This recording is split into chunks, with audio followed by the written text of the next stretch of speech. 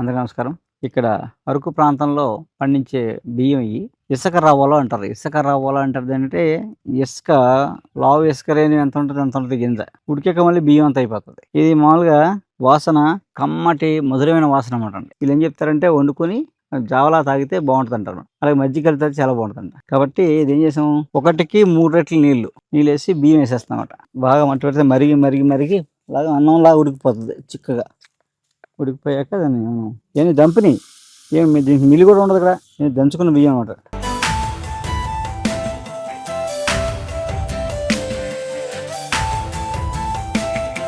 అల్లం, పచ్చిమిర్చి, కొండకరివేపాకు, కొత్తిమీర, అలాగే దబ్బాకులు వేసాం.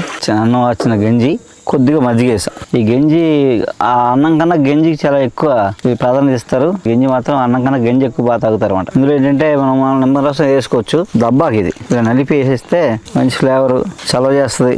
కొంచెం ఉప్పు, అల్లం, కొండకరివేపాకు, పచ్చిమిర్చి, అలాగే దబ్బాకు వేసాం అన్నమాట.